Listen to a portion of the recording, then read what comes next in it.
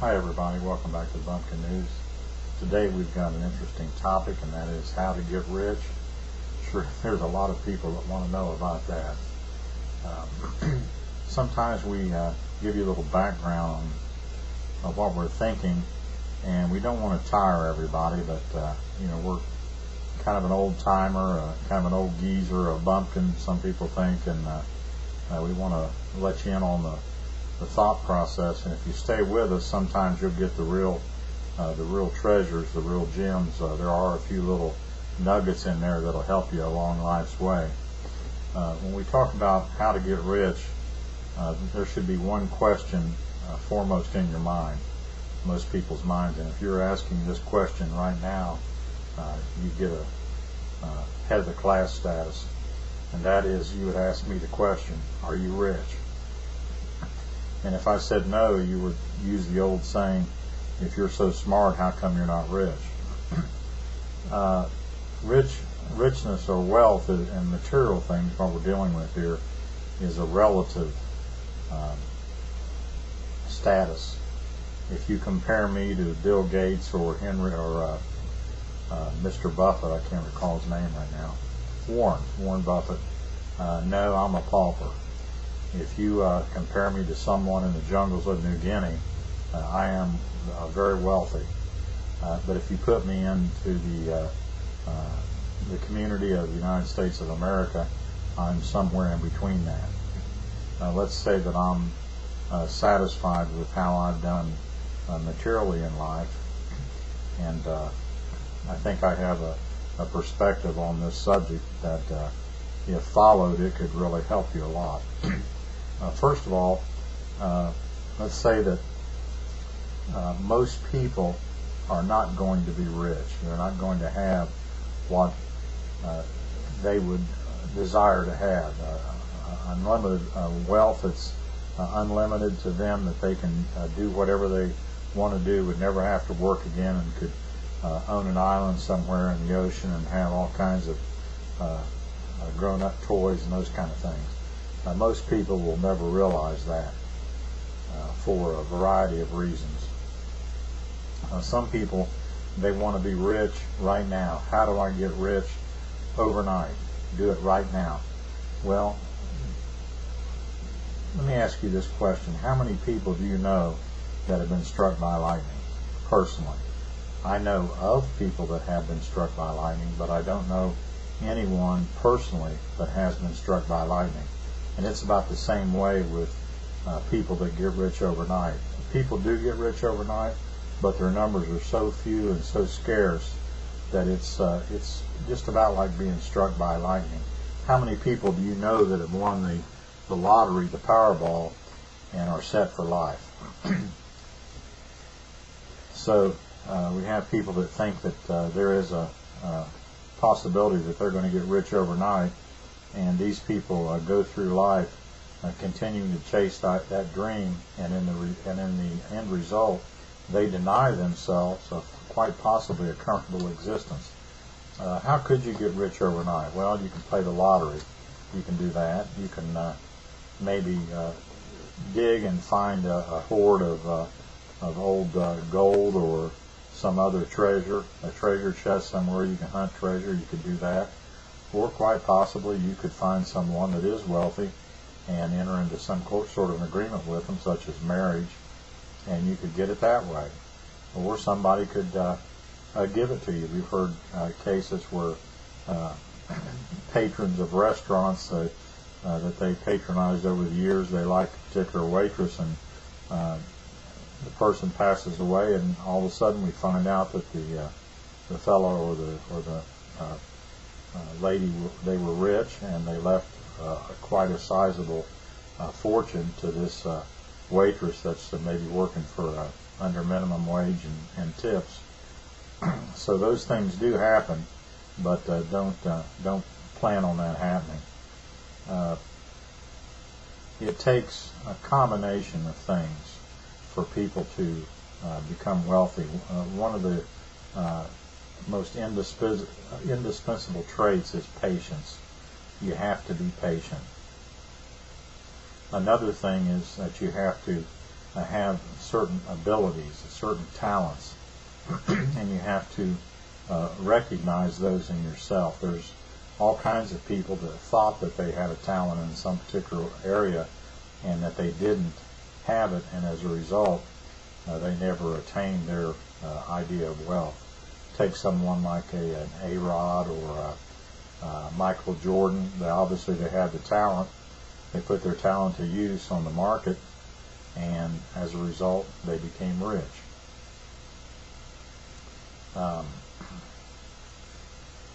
If you're one of these people that you see an advertisement, someone says that you can make $40,000 per month, or you'll become rich, just use my plan, all you have to do is send in $39.95 and I'll give it to you.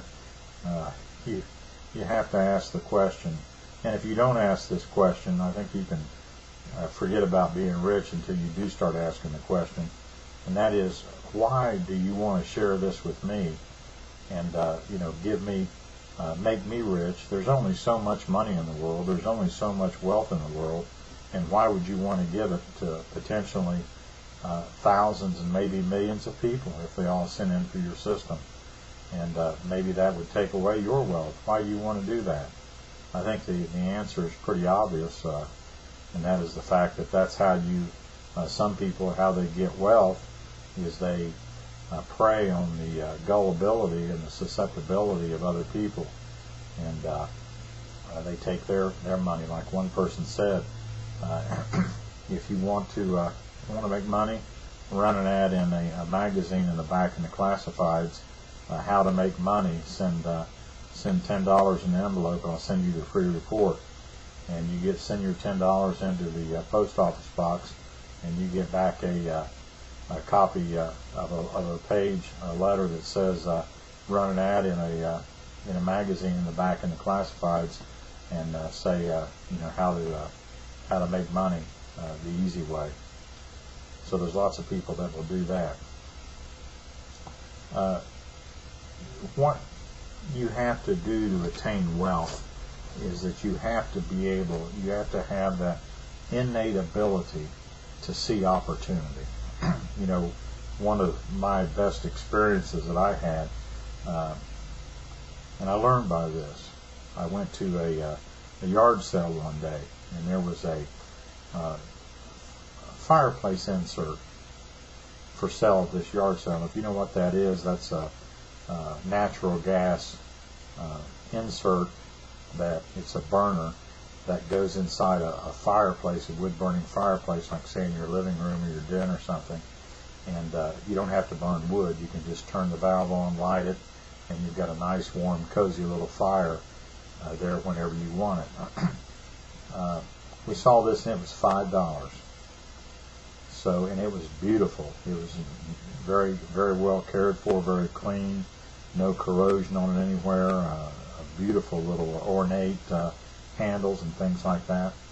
And I knew that it was just intrinsically was worth $5, just the metal that was in it and the valves and what have you. But I didn't know a thing about fireplace inserts other than what I just described to you, that their use.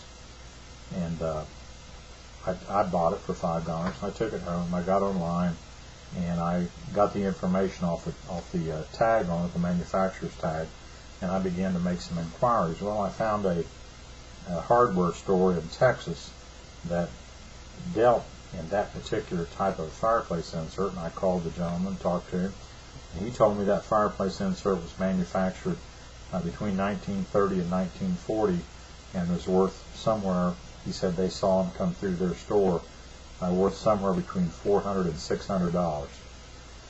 That was on a $5 investment.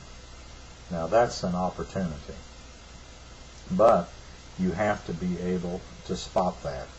And the way that you can spot opportunity is by your experience and by your knowledge, and generally the things that you're interested in you will do well in. They may not generate you a lot of money, but you're going to have some satisfaction in life if you do that. But whatever you have an innate interest in, you will do well in. And the people that get rich, they utilize what they have. You know, some people, they can look at the stock market. They can look at human nature. They can understand the psychology of the stock market. When everybody else is losing money, they're making money because they're taking advantage of other people's panic. When people are ready to jump ship, and you see it every time the market takes a dive, there's people, the first thing they want to do is sell, sell, sell. But meanwhile, there's what they call the bottom feeders. There's people that are putting their money into play and buying the good solid stocks that everybody else is throwing overboard. And when the market comes back, these people have attained quite a bit of wealth.